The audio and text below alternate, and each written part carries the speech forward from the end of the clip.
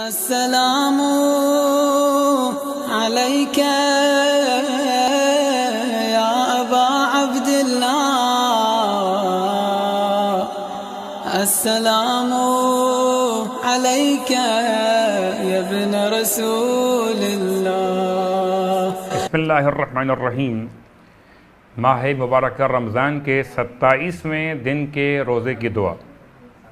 اللہم ارزقنی فیہ فضل لیلۃ القدر وسیر اموری فیہ من العسر الی الیسر واقبل معاذیری وحط عنی الذنب والوزر یا رؤوفا بعبادہ الصالحین۔ جو شخص اس دعا کی تلاوت کرے گا اللہ تعالیٰ اس کے لیے جنت میں سونے چاندی زمرد اور لؤلؤ سے 1000 شہر تعمیر فرمائے گا۔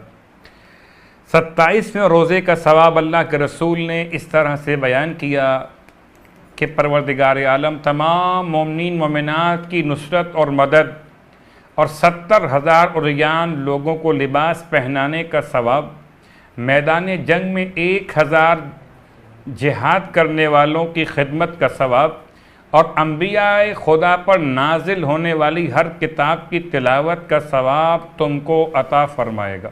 اللہ کے رسول کے اس بیان کے ساتھ جو آپ نے روزے کے ثواب کے حوالے سے سماعت فرمایا، ماہ مبارکہ رمضان کے روزوں کے مسائل میں ایک اور مسئلہ،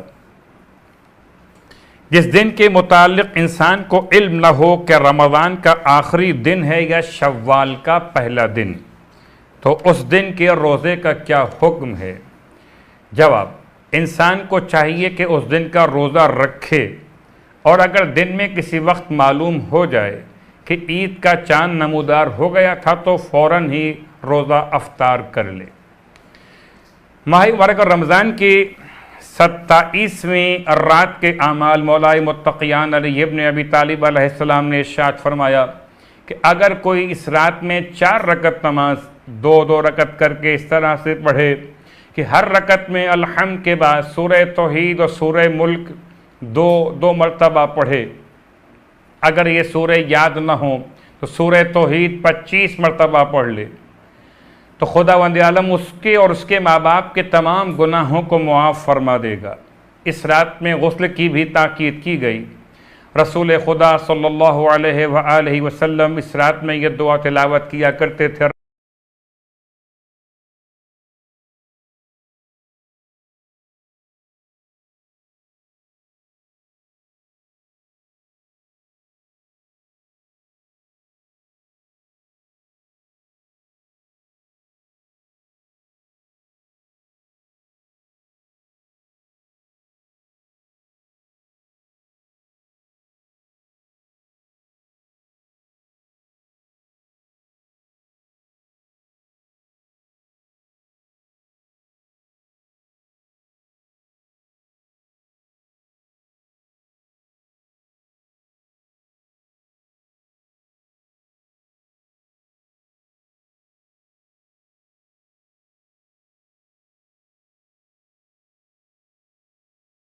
سورہ مزمل، اللہ کے رسول نے اس سورہ کی شان کو بیان کرتے ہوئے ارشاد فرمایا کہ جو شخص اس سورہ کی تلاوت کرے گا وہ دنیا میں بدحالی سے محفوظ رہے گا، اور اگر کوئی 11 دفعہ روزانہ 1 سال تک مسلسل پڑھے گا تو اس کے رزق میں اضافہ ہوگا۔